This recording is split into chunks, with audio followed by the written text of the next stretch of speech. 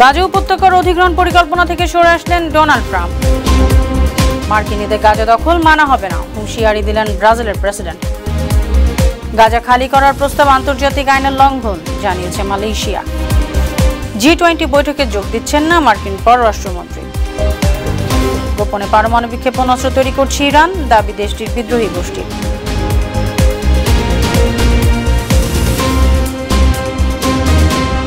সুপ্রিয় দর্শক, উত্তর থেকে দক্ষিণ, পূর্ব থেকে পশ্চিম, বিশ্বজুড়ে প্রতিদিনের এমনই বিভিন্ন খবর নিয়ে আমি অনন্যা চৈতি আছি আপনাদের সাথে।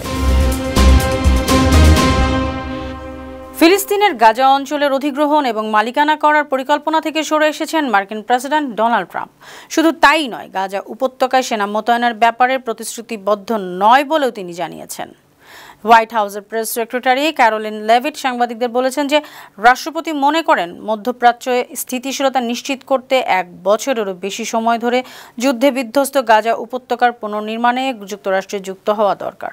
তার মানে এই নয় গাজার মাটি মার্কিন সেনাদের বিচরণ ও তাদের নিয়ন্ত্রণে থাকতে হবে। এর আগে গেল মঙ্গলবার হোয়াইট হাউসে ইসরায়েলের প্রধানমন্ত্রী বেনিয়ামিন নেতানিয়াহুর সঙ্গে বৈঠকে ট্রাম্প ঘোষণা দেন মার্কিন যুক্তরাষ্ট্র গাজা উপত্যকা দখল করে এর মালিকানা নেবে এবং এর উন্নয়ন করবে। ফিলিস্তিনিদের সরিয়ে দিয়ে ডোনাল্ড ট্রাম্পের গাজা দখলের প্রস্তাবের সমালোচনা করেছেন জাতিসংঘ মহাসচিব অ্যান্তোনিও গুতেরেস। বুধবার এক বক্তব্যে গাজা জাতিগত নির্মূল এড়াতে ট্রাম্পকে আহ্বান জানান তিনি। ব্রিটিশ বার্তা সংস্থা রয়টার্সের খবরে বলা হয়, জাতিসংঘের মহাসচিব গুতেরেস বলেছেন, সমাধান খুঁজতে গিয়ে সংকট আরও ঘনীভূত করা উচিত হবে না, যে কোনো রকম জাতিগত নিধন এড়াতে হবে। 2 রাষ্ট্র সমাধানের বিষয়ে আমাদের স্থির থাকতে হবে। অ্যান্তোনিও গুতেরেস সরাসরি ট্রাম্পের নাম উল্লেখ না করলেও জাতিসংঘের মুখপাত্র স্টেফান ডুজারিক সাংবাদিকদের বলেন, মহাসচিবের বক্তব্যকে ট্রাম্পের প্রস্তাবের প্রতিক্রিয়া হিসেবেই দেখা যেতে পারে। গাজাকে জনশূন্য করে দখল করা ট্রাম্পের প্রস্তাবের কঠোর সমালোচনা করেছেন ব্রাজিলের প্রেসিডেন্ট লুলা দা সিলভা। যুক্তরাষ্ট্রের এ ধরনের উচ্চাভিলাষী ধারণার বিরোধিতা করে লুলা বলেন, ফিলিস্তিনিদেরই গাজার দায়িত্ব নেওয়া উচিত। কোনো দেশ যতই গুরুত্বপূর্ণ হোক না কেন সারা বিশ্বের সঙ্গে সর্বদা লড়াই করতে পারে না। বুধবার রয়টার্সের এক প্রতিবেদনে বলা হয়, ব্রাজিলের প্রেসিডেন্ট বলেছেন, যুক্তরাষ্ট্রেরও বিশ্বকে প্রয়োজন। তাদের ব্রাজিল, মেক্সিকো, চীনের সাথে মিলেমিশে বসবাস করা উচিত। কেউই সবসময় শক্তি দেখিয়ে বাঁচতে পারে না সবসময় হুমকি দিতে। গাজা উপত্যকা খালি করার জন্য জোরপূর্বক বাস্তুচ্যুতি বা যে কোনো প্রস্তাব জাতিগত নির্মূল ও আন্তর্জাতিক আইনের লঙ্ঘন হবে বলে জানিয়েছে মালয়েশিয়া। গাজার নিয়ন্ত্রণ ইস্যুতে মার্কিন প্রেসিডেন্ট ডোনাল্ড ট্রাম্পের সাম্প্রতিক বক্তব্যের প্রতিক্রিয়ায় মালয়েশিয়ার সরকার এমনটিই জানায়। দেশটির পররাষ্ট্র মন্ত্রণালয়ের বরাত দিয়ে ব্রিটিশ বার্তা সংস্থা রয়টার্সের প্রতিবেদনে বলা হয়, মাতৃভূমি থেকে ফিলিস্তিনিদের জোরপূর্বক সরানোর বা বাস্তুচ্যুতি ঘটনার যে কোনো পরিকল্পনা অত্যন্ত অমানবিক।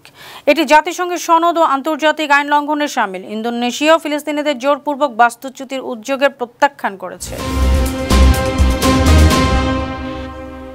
এদিকে মেয়ে ও নারীদের খেলাধুলায় যুক্তরাষ্ট্রের ট্রান্সজেন্ডার বা রূপান্তরকামীদের অংশগ্রহণ নিষিদ্ধ করে একটি নির্বাহী আদেশে সই করেছেন দেশটির প্রেসিডেন্ট ডোনাল্ড ট্রাম্প। স্থানীয় সময় বুধবার এই আদেশে সই করেন তিনি। কাতার ভিত্তিক সংবাদ মাধ্যম আল জাজিরার প্রতিবেদনে বলা হয়, ডোনাল্ড ট্রাম্পের আদেশে বলা হয়েছে, যেসব শিক্ষা প্রতিষ্ঠান ট্রান্সজেন্ডার রূপান্তরিত নারী পুরুষ খেলোয়াড়দের মেয়ে ও নারী শাখায় বিভিন্ন খেলায় অংশগ্রহণের সুযোগ করে দেয়, সেসব প্রতিষ্ঠানে অর্থায়ন করা থেকে কেন্দ্রীয় সরকার বিরত থাকবে। যুক্তরাষ্ট্রের পর বিশ্ব স্বাস্থ্য সংস্থা থেকে বেরিয়ে গেল আর্জেন্টিনা। কাতার ভিত্তিক সংবাদ মাধ্যম আল জাজিরার খবরে বলা হয়েছে, বুধবার এক বিবৃতিতে আর্জেন্টিনার সরকার এই সিদ্ধান্ত জানায়। তবে সরকারি বিবৃতিতে প্রেসিডেন্ট হাভিয়ার মিলেইয়ের প্রশাসন বিশ্ব স্বাস্থ্য সংস্থার বিরুদ্ধে অর্থনৈতিক সংকট আরও গভীর করার অভিযোগ আনেন। বিবৃতিতে বলা হয়, লকডাউনে বিশ্ব ইতিহাসের অন্যতম বৃহত্তম অর্থনৈতিক বিপর্যয় সৃষ্টি করেছে। এর আগে গেল 20 জানুয়ারি এক নির্বাহী আদেশে যুক্তরাষ্ট্রকে বিশ্ব স্বাস্থ্য সংস্থা থেকে বের করে আনার নির্দেশ দেন প্রেসিডেন্ট ট্রাম্প। আর্জেন্টিনার কট্টর ডানপন্থী মিলেইয়ার সরকারের সঙ্গে ট্রাম্প প্রশাসনের ঘনিষ্ঠ সম্পর্ক রয়েছে। আসছে G20 বৈঠকে যোগ দিচ্ছেন না মার্কিন পররাষ্ট্রমন্ত্রী মার্কো রুবিও। ব্রিটিশ বার্তা সংস্থা রয়টার্সের প্রতিবেদন বলছে, সামাজিক যোগাযোগ মাধ্যম এক্সে রুবিও লিখেছেন, দক্ষিণ আফ্রিকা খুবই খারাপ কাজ করছে। তারা ব্যক্তিগত সম্পত্তি বাজেয়াপ্ত করছে এবং G20-কে সংহতি, সমতা ও স্থায়িত্বের প্রচারে ব্যবহার করছে। তবে দক্ষিণ আফ্রিকার সরকার মার্কিন পররাষ্ট্রমন্ত্রীর মন্তব্য প্রত্যাখ্যান করে জানিয়েছে, এটি ইচ্ছাকৃত জমি অধিগ্রহণ নয়। দক্ষিণ আফ্রিকার নতুন আইন যুক্তরাষ্ট্রের ইমিনেন্ট ডোমেইন আইনের অনুরূপ। আসছে 20 ও 21 ফেব্রুয়ারি দক্ষিণ আফ্রিকার জোহান্সবার্গে G20 পররাষ্ট্রমন্ত্রীদের বৈঠক আয়োজন করছে দক্ষিণ আফ্রিকা। চীনা আমদানি পণ্যের উপর ট্রাম্প প্রশাসনের নতুন 10% শুল্কের বিরোধিতা করে বিশ্ব বাণিজ্য সংস্থা অভিযোগ দায়ের করছে বেইজিং। বুধবার দায়ের করা ওই অভিযোগে বলা হয়, যুক্তরাষ্ট্রের সুরক্ষাবাদী নীতিমূলক এই পদক্ষেপ বিশ্ব বাণিজ্য সংস্থার পরিপন্থী। ব্রিটিশ বার্তা সংস্থা রয়টার্সের প্রতিবেদন বলছে, অভিযোগের নথিতে চীন উল্লেখ করেছে, ট্রাম্প প্রশাসনের শুল্ক আরোপের মূল কারণ হিসেবে ফ্যান্টানিল ও এর রাসায়নিক উপাদানের প্রবাহ বন্ধের দাবি করা হয়েছে, তা ভিত্তিহীন ও মিথ্যে। তাদের বক্তব্য অনুযায়ী এই শুল্ক কেবল চীনা পণ্যের উপর প্রযোজ্য হওয়ায় এটি WTO নীতির সঙ্গে অসঙ্গতিপূর্ণ। গোপনে পারমাণবিক ক্ষেপণাস্ত্র তৈরি করছে ইরান। উত্তর কোরিয়ার নকশার উপর ভিত্তি করে নির্মিত অত্যাধুনিক ক্ষেপণাস্ত্র ইউরোপে আঘাত হানতে সক্ষম, এমনটাই দাবি করেছে দেশটির বিরোধী গোষ্ঠী national council of resistance of Iran NCRI। ভারতীয় সংবাদ মাধ্যম NDTVর খবরে বলা হয়েছে, এসব অস্ত্র দুটি স্থাপনায় তৈরি হচ্ছে, যা মূলত স্যাটেলাইট উৎক্ষেপণ কেন্দ্র হিসেবে ছদ্মবেশে কাজ করছে।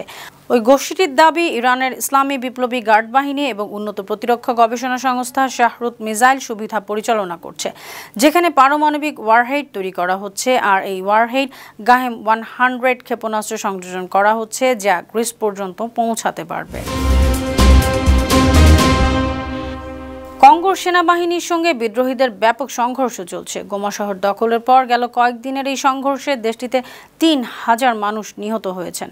জাতিসংঘের বরাত দিয়ে মার্কিন সংবাদ মাধ্যম CNN এ তথ্য জানিয়েছে। কঙ্গোতে জাতিসংঘ মিশনের উপপ্রধান ভিভিয়ান ভ্যান ডিপেরে জানিয়েছেন, সাম্প্রতিক দিনগুলোতে গোমার রাস্তা থেকে এখন পর্যন্ত 2000 মরদেহ সংগ্রহ করা হয়েছে। হাসপাতালগুলোর মর্গে লাশ রয়েছে আরও 900টিরও মতো। সুপ্রিয় দর্শক, এই ছিল আজকের বিশ্বজুড়ে প্রতিদিন। এমনই আরও নানা খবর নিয়ে আগামীকাল আবার আপনাদের সামনে হাজির হব। আপনাদের মন্তব্য, পরামর্শ আমাদের এই আয়োজনকে আরও প্রাণবন্ত ও সৃজনশীল করে তুলতে পারে। সে পর্যন্ত ভালো থাকুন, সুস্থ থাকুন, বানো টিভির সঙ্গেই থাকুন। আল্লাহ হাফেজ।